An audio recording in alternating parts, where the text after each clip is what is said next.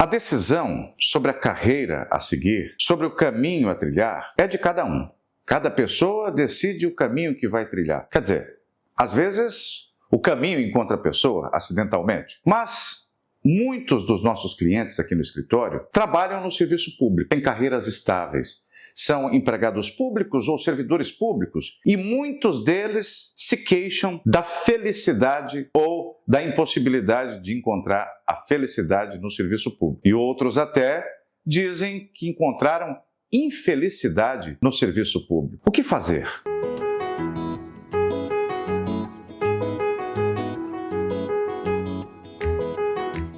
Bom, pessoal, meu nome é Lucélio Lacerda, eu sou advogado, especialista em direito das pessoas com deficiência, com ênfase no transtorno do espectro do autismo.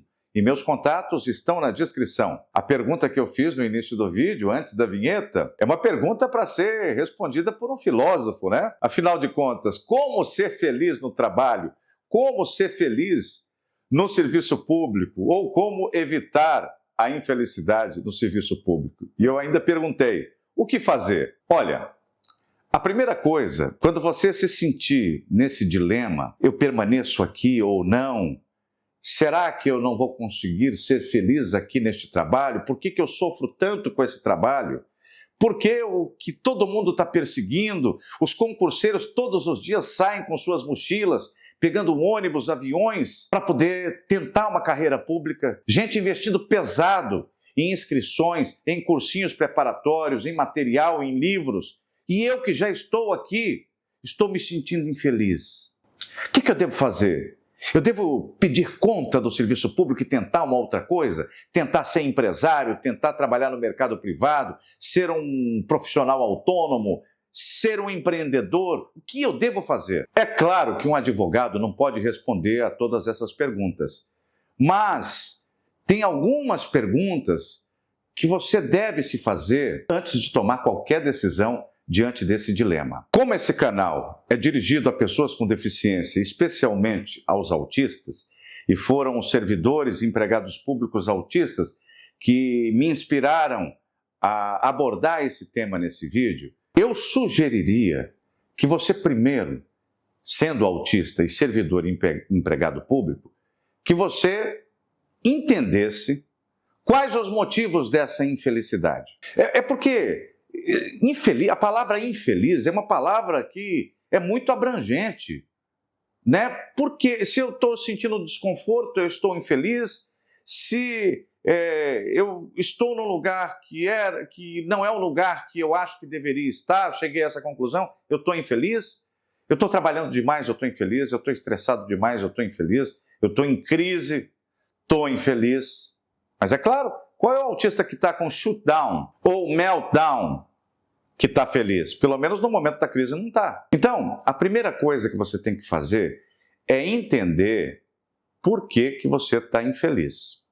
Aqui no escritório, quando a gente pede adaptações para servidores e empregados públicos, uma das coisas que eu faço, além de pedir a documentação clínica que o paciente já tem, os históricos de afastamento, o laudo médico, eu peço ao cliente para me informar o que é que o desagrada durante a jornada de trabalho. Qual é o motivo de desconforto que o acomete? Quase todos começam a fazer descrições pouco precisas inicialmente, mas depois eles conseguem entender o motivo ou os motivos pelos quais eles sofrem no serviço. E aí, às vezes, o sofrimento é causado por uma incompatibilidade do autismo naquela pessoa, como se manifesta nela, com as atribuições da jornada de trabalho. Vamos colocar aqui? Por exemplo, vamos imaginar que tem uma pessoa que tem muito problema com toque. Autista costuma ter problema com toque. Se você está numa função de atendimento ao público, que exige que você tenha um contato direto, físico com as pessoas, de repente, uma profissão em que você tem que tocar nas pessoas, sei lá, carreira policial ou médico, enfim. Aí você está numa função que, quando a sua condição e as limitações que você tem interage com as atribuições do dia a dia, não dá certo, né? A pessoa tem problema, mas, gente, não é um problema vencível, é uma limitação. Quando o autismo, não são todos que têm, mas os que têm problema com toque, esse problema com o toque, né, o tocar no outro e ser tocado pelo outro, é um problema invencível. Dá uma ojeriza, não sei se esse é o termo certo, uma gastura. Minha mãe dizia gastura, sabe, gastura?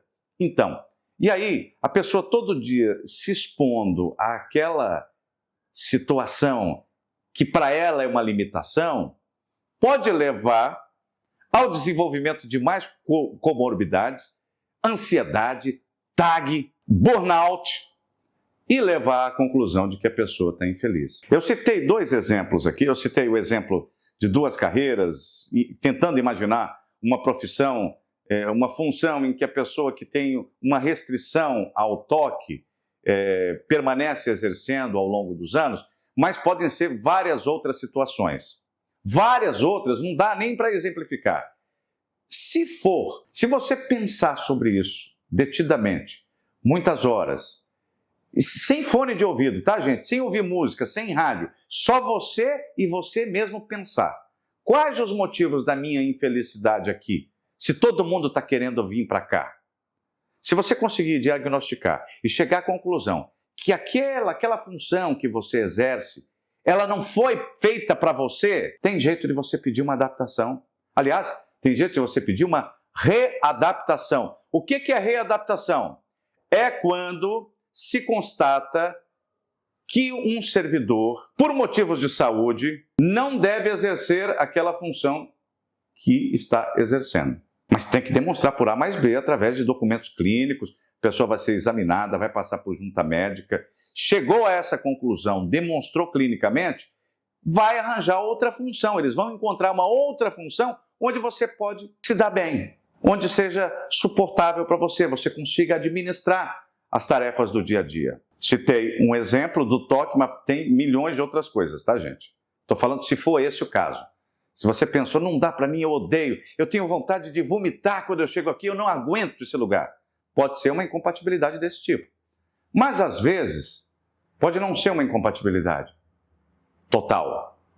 Pode ser que você esteja exposto a situações ambientais que não são adequadas para você.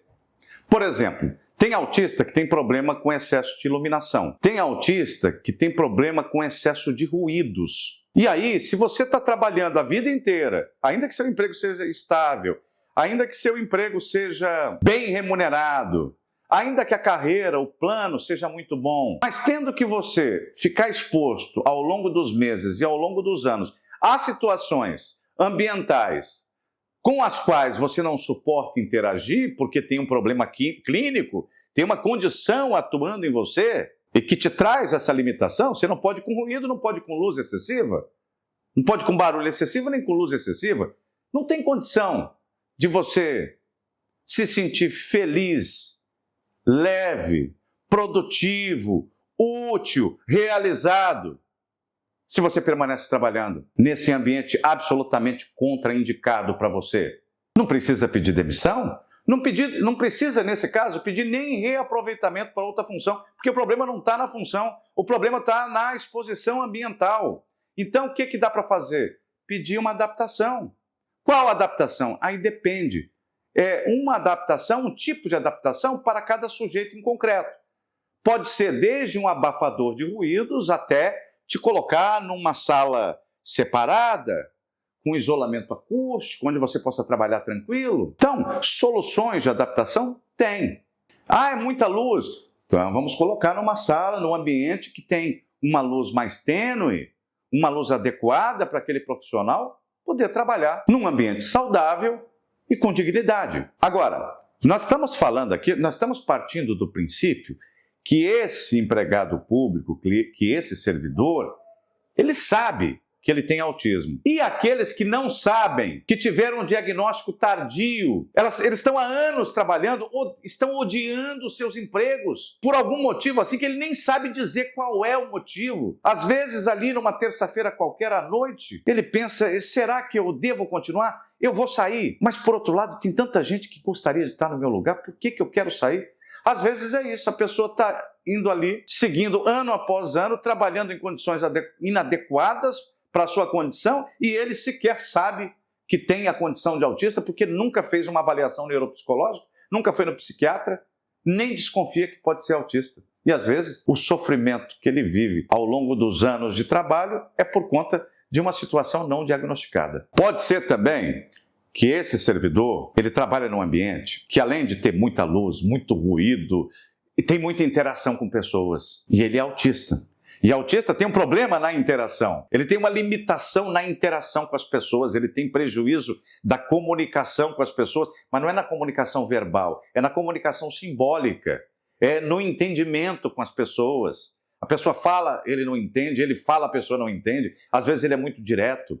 E pode ser também que, além do excesso de interações, ainda tem uma sobrecarga emocional, que é difícil, particularmente, para o autista se conduzir nesse contexto, porque ele está num ambiente, imagina, num ambiente de atendimento ao público na área da saúde, é uma área de conflito. Toda hora chega um usuário da saúde ali, com comentários agressivos, com reivindicações brutas. A pessoa trabalha numa delegacia de polícia, no atendimento, toda hora tem um problema, toda hora tem um BO. Então, essa pessoa tem a bateria social pequena e ela está super exposta. Ela tem a bateria social pequena e ela está super exposta durante uma jornada de 6 ou 8 horas por dia. O que dá para fazer para adaptar isso? Dá para fazer a redução da jornada.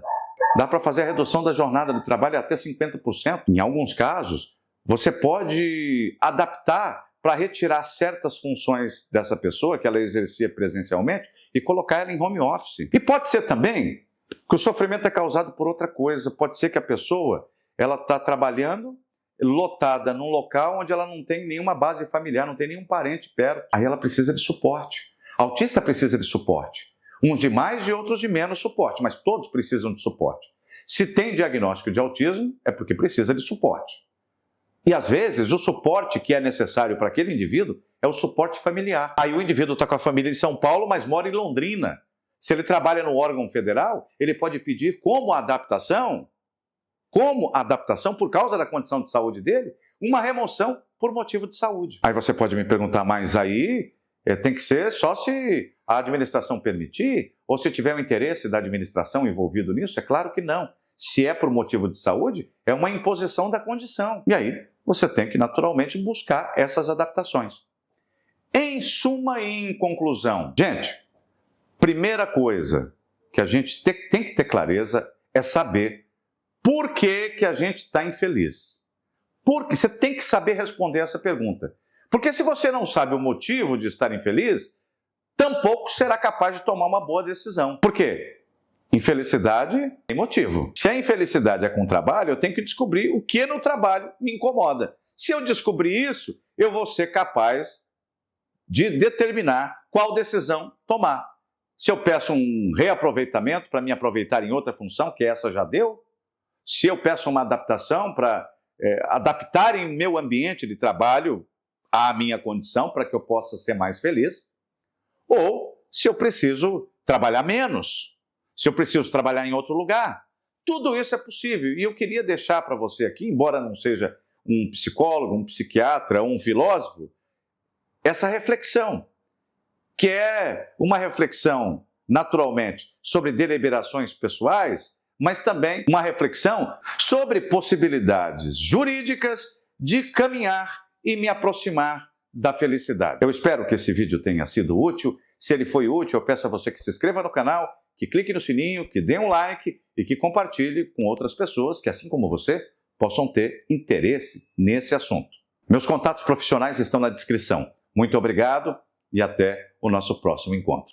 Seja feliz.